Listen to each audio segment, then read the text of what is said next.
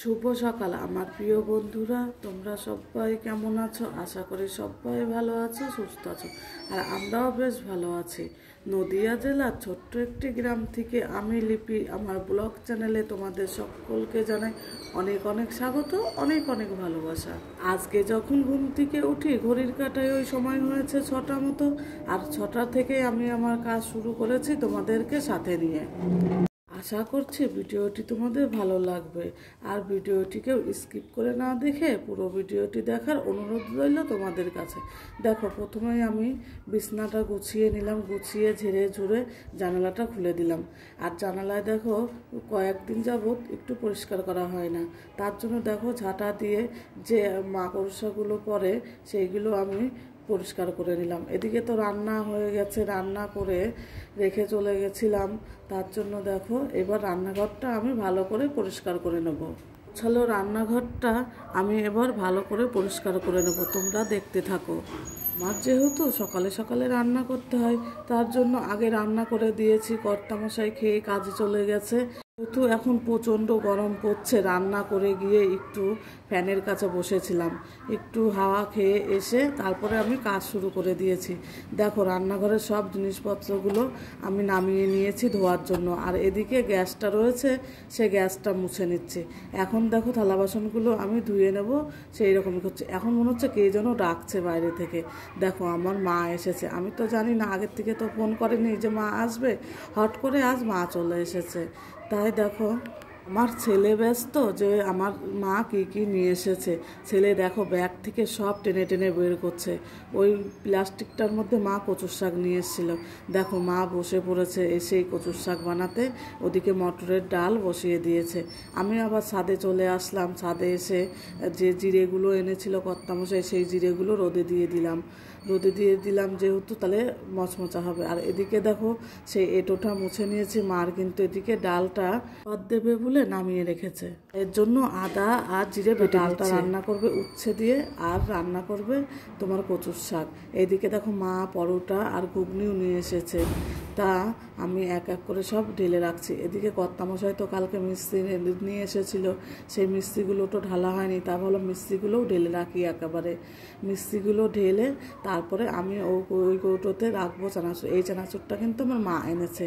এই চানাচুরটা আমার দাদা যে কারখানায় কাজ করে সেই কারখানার চানাচুর, খুবই সুন্দর চানাচুর, খেতেও খুব টেস্টি।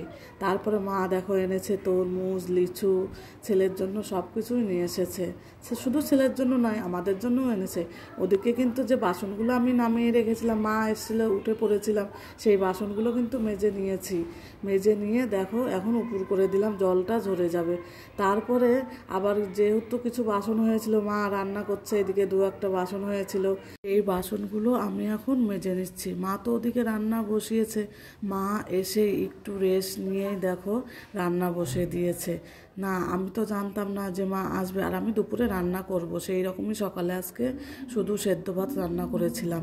তা মা বলছে আমার ছেলে এখনও ভাত খায়নি, তার জন্য বলছে কি দাদা এখনও ভাত খায়নি, আমি তাড়াতাড়ি ডাল বসিয়ে দিই। আর আমার মায়ের হাতের মটরের ডাল খেতে আমার ছেলে খুবই পছন্দ করে, ওই জন্য মা তাড়াতাড়ি ডাল বসিয়ে দিয়েছে। ওদিকে দেখো মায়ের ডালটা হয়ে গেছে, মা এখন মনে হয় পাঁপড় ভাজছে। আর মা যে তরমুজটা নিয়ে এসেছিল, মায়ের জামাই বাড়িতে আসতে না আসতেই আমি কাটতে বসে পড়েছি। মায়ের জামাই আবার তরমুজটা খেতে খুবই পছন্দ করে, তার জন্য তরমুজটা কেটে দিচ্ছি। দেখো ওদিকে খাচ্ছে, আর আমিও একটু খেয়ে নিচ্ছি, দেখছি যে কেমন খেতে। তারপরে হাতটা ধুয়ে আবার দেখো আমি তরমুজটা কেটে নিলাম সবটুকু। তো তরমুজ থেকেই গেল, রেখে দিয়েছি, পরে কর্তামশাই খেয়ে নেবে। এখন দেখো যে তরমুজটা কেটেছিলাম, যে খোসাগুলো হয়েছিল, সেই খোসাগুলো একটা প্লাস্টিকে রেখে দিচ্ছি। গরুর খাবার হয়ে যাবে, ফেললে তো পচে যাবে, ওই জন্য রেখে দিচ্ছি, গরু খেয়ে নেবে।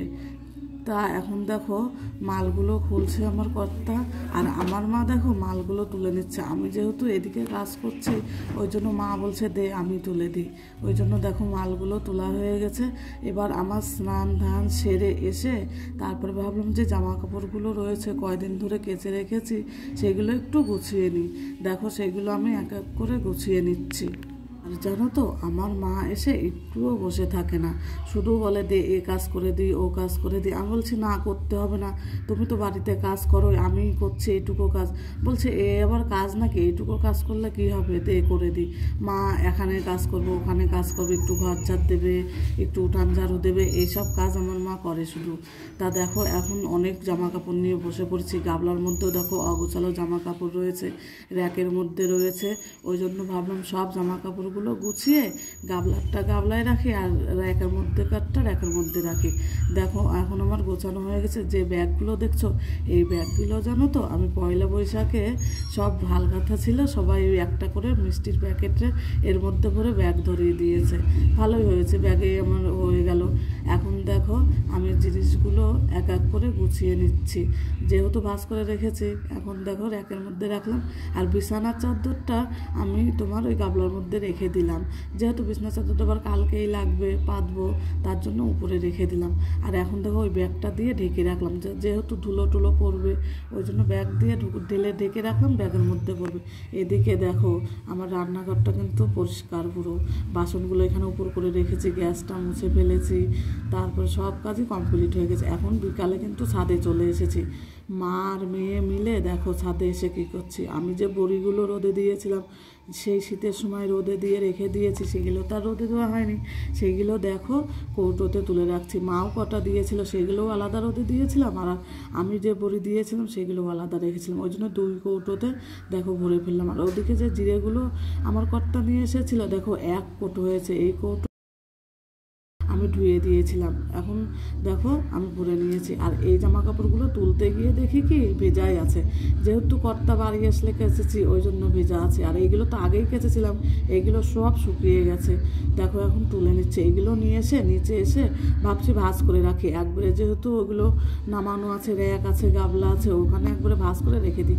আর এই প্যান্টটা রেখে দিলাম, কর্তামশাই তো কালকে আবার কাজে যাবে লাগবে, ওই জন্য ওইখানে রেখে দিলাম। আর আজকের কাচার যে প্যান্টগুলো সেগুলো তো শুকায়নি, সেটা তো কালকে পরতে পারবে না, ওইটা আবার রেখে দিলাম। এদিকে দেখো সব গুছিয়ে আমি 3 থাকের মধ্যে রেখে দিলাম। দেখো উপর থেকে যেগুলো আনলাম সব গোছানো হয়ে গেছে। আর এই কাপড়টা সেদিনকে বীরনগরে চণ্ডীতলার মেলায় পরে গেছিলাম, সেই কাপড়টা একটু রোদে দিয়ে রেখেছিলাম, এখন ভাঁজ করে রেখে দেব। যেহেতু একদিন পরেছি, আর কাপড়টা দোকানে দিয়েছিলাম পালিশ করতে, একদিনই পরেছি, তা ভাবলাম আর 1-2 দিন পরে তারপরে ধুয়ে দেবো। বেশি তো আর নোংরা হয়নি, গেছি আর এসেই খুলে রেখেছি, ওই জন্য রোদে দিয়ে দিয়েছিলাম। এখন দেখো হয়ে গেছে আমার গোছানো। আর এখন রাতেবেলা সবাই মিলে আমরা মুড়ি, চানাচুর, সিঙ্গারা, পিকনিক, সবাই বারান্দায় বসে পড়েছে। খুবই একটা আনন্দের মুহূর্ত, খুবই একটা ভালো সময়। ওদিকে আমার মা দাঁড়িয়ে আছে, এদিকে সবাই দেখো মিলে আমরা মুড়ি, চানাচুর খাবো আর সিঙ্গারাগুলো খেতে খেতে আমরা লাইভ করেছিলাম। লাইভটা যদি না দেখে থাকো তাহলে দেখে নিও।